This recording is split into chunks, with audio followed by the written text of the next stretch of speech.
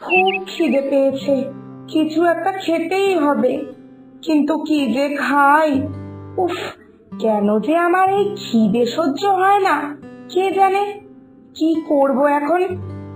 রান্নাঘরে গিয়ে দেখবো কিছু খাবার আছে কিনা।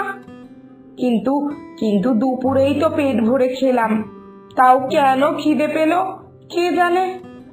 না না, আর পারা যাচ্ছে না, রান্নাঘরে গিয়ে দেখি কিছু খাবার আছে কিনা।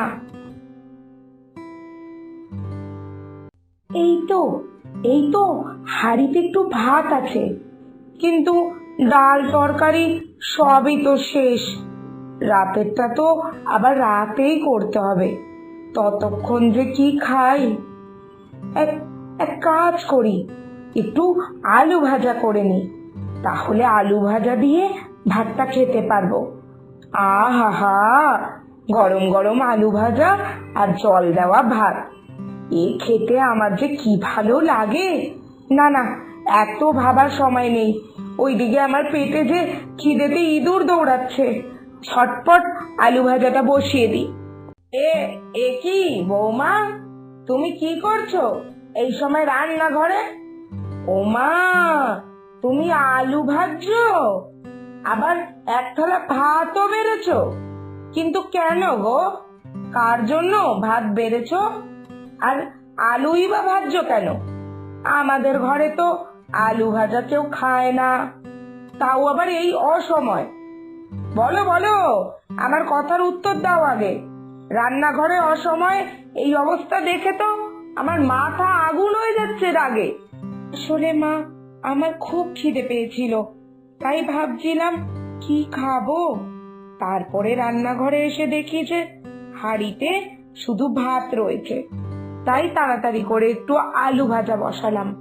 আর আলু ভাজাটাও প্রায় হয়েই এসেছে, এক্ষুনি নামাবো। আর ভাতটাও আমার জন্যই থালাতে বেড়েছি মা, এক্ষুনি খাবো বলে। আপনি জানেন মা, মুচমুচে আলু ভাজা দিয়ে এই জল ঢালা ভাত খেতে আমার কত ভালো লাগে। আমি এখনই এই খাবারটা খাবো, এটা ভাবলেই তো আমার জিভে জল চলে আসছে, আমার এত ভালো লাগে। বাহ বাহ, কি আনন্দের কথা!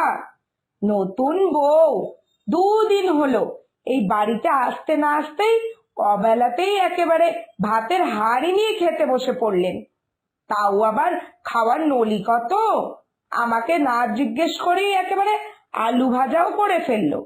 তা বলি, দুপুর বেলাতেই তো খেলে, আর আর এর মধ্যেই আবার এমন খিদে পেয়ে গেল যে একেবারে হাঁড়ি নিয়ে বসে পড়লে খেতে। একটু পরেই তো রাতের খাবার বসাতে হবে, খেতে হবে, তা তখন পারবে তো আবার রাতের খাবার খেতে?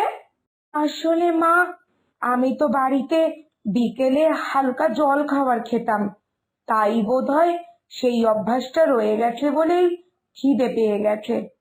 আর আপনি তো আপনার ঘরে বিশ্রাম করছিলেন, তাই আপনাকে না বলেই আলু ভাজা করে ফেলেছি ভাত খাবো বলে।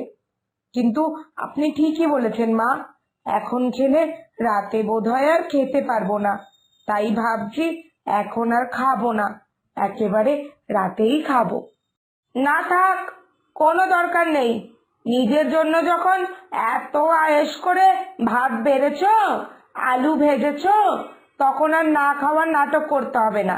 এই খেয়ে আমাকে উদ্ধার করো, তাড়াতাড়ি করো, একটু পরেই আবার রাতের খাবারের আয়োজন করতে হবে। রান্নাঘর খালি করো। হ্যাঁ, সত্যি, এরই নাম বোধহয় শ্বশুর বাড়ি, যেখানে একটু ভাত খাওয়া নিয়েও এত খোঁটা শুনতে হয়। আবার কি, এত খোঁটা শোনার পরও এই ভাত আমার গলা দিয়ে না নামতে চাইলেও আমাকে খেতে হবে, কারণ এই ভাত যদি এখন আমি না খাই, তাহলে তো বাড়াবাড়ি কথার আর শেষ থাকবে না, তখন আমার সেই কথাটাকেও হজম করতে হবে। উফ, সত্যি কোনো দিন ভাবিনি যেখানে মা আগে জোর করে ভাত খাওয়াতো, সেখানে ভাত খাওয়ার জন্যই অন্য মায়ের কাছে এত ভর্ৎসনা শুনতে হবে। উফ, আমার যেন কেমন সব গুলিয়ে যাচ্ছে।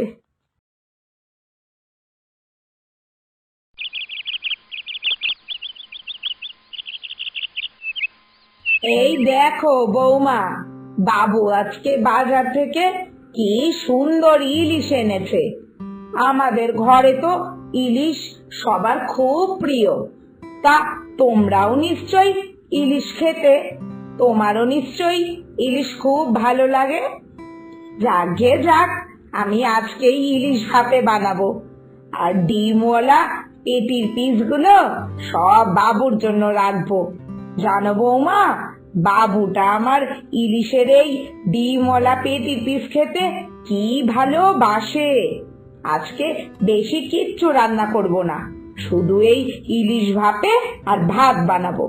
কারণ যেই দিন বাড়িতে ইলিশ ভাপা রান্না হয় ওই দিন আর কেউ কিচ্ছু খেতে চায় না, ডালও না, অন্য ভাজা ভুজিও না। তাই বেকার আর কেন বানাবো বলো? কিন্তু মা, আমি যে ইলিশ ভাপে খেতে পারি না। আসলে ওই সর্ষে বাটা দেওয়া খাবার খেলেই না আমার খুব শ্বাসকষ্ট হয়। তাই আমার বাবার বাড়িতেও মা সব সময় ওই বেগুন দিয়ে ইলিশের তেল ঝাল বানাতো। কেন কি আমি তো সর্ষে বাটা খেতে পারি না, এর জন্য মা অন্য কোনো খাবারেও সর্ষে বাটা দিত না। তাই আমার তো মা ওই বেগুনের তেল ঝালটাই ইলিশ দিয়ে খুব ভালো লাগে। থাক বৌমা, থাক।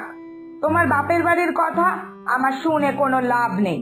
সে তোমার বাবার বাড়িতে তোমার জন্য তোমার মা অনেক কিছুই হয়তো করতেন, কিন্তু এটা তো তোমার বাবার বাড়ি না, এটা তো তোমার শ্বশুর বাড়ি। যাক গে যাক, আমাদের বাড়িতে এইসব ইলিশ দিয়ে বেগুন তেল ঝাল কি বলছো, এইসব আমরা কোনোদিনও খাই না। এইসব তো আমাদের বাড়িতে রান্নাও হয় না। আর আমার ছেলেও এসব পছন্দ করে না, তাই তো প্রশ্নই উঠছে না এইসব রান্না করার। এক কাজ করব তাহলে, তোমার জন্য এক টুকরো মাছ ভাজা রেখে দেব, সেটা দিয়েই তুমি ভাত খেতে পারবে। ইলিশ মাছ বলে কথা, ইলিশ মাছ ভাজা তেল দিয়েই তো এক থালা ভাত শুকনো শুকনো খাওয়া যায়। না মা, আমার জন্য মাছ ভাজাও রাখতে হবে না। আমি শুকনো শুকনো নুন দিয়ে ভাত খেতে পারবো। কারণ আমি ইলিশ মাছের পেটি ছাড়া না কখনো খেতে পারি না। আর আপনি তো আগেই বললেন পেটির যে 2-3টে পিস আছে সেটা সব আপনার ছেলের জন্যই। আর এটা তো আমার বাবার বাড়ি না যে আমার ইচ্ছের এখানে কোনো দাম থাকবে, তাই না মা? তাই আপনার ছেলে যখন ইলিশ কিনে এনেছে আপনি ভালো করে রান্না করুন আর আপনার ছেলেকে খাওয়ান। আমার জন্য আপনাকে অত ভাবতে হবে না। আমি এরকম ইলিশ মাছ আমার বাবার বাড়িতে অনেক খেয়েছি। তাই ইলিশ মাছই হোক বা পাঁঠার মাংস, আমার আর কোনো কিছুতেই সেরকম একটা লোভ লাগে না। আবারে এই মেয়ে কি সাংঘাতিক চোপা করে, কত তেজ! বলে কিনা শুকনো ভাত খাবে, তাও নাকি ইলিশের পেটি ছাড়া মাছ খাবে না। যাও তাহলে, খেতেও হবে না। হ্যাঁ, কাকে কি শোনাচ্ছ শুনি? তোমার বাপের বাড়ির গপ্প এখানে শোনাতে এসো না। বাবা, এখনকার মেয়েদের মুখে কি চোপা! এরা আবার নাকি বিয়ের পর শ্বশুর বাড়িকে নিজের বাড়ি ভাববে আর শাশুড়িকে নিজের মা ভাববে। এইসব না শুধু নাটক, ওই গল্পেই দেখা যায়, বাস্তবে না। তা ভাববো কি করে মা? এই বাড়িকে নিজের বাড়ি ভাববো কি করে? আপনি কি এই বাড়িকে নিজের বাড়ি ভাবতে দিচ্ছেন? কথায় কথায় তো শুধু বলছেন এটা তোমার বাপের বাড়ি না, এখানে তোমার ইচ্ছে ফলাতে এসো না। আর এখানে তো আমার কোনো স্বাধীনতাই নেই। এখানে নিজের ইচ্ছা মতো আমি খেতে পারবো না, বসতে পারবো না, শুতে পারবো না, নিজের ইচ্ছা মতো কিছুই করতে পারবো না।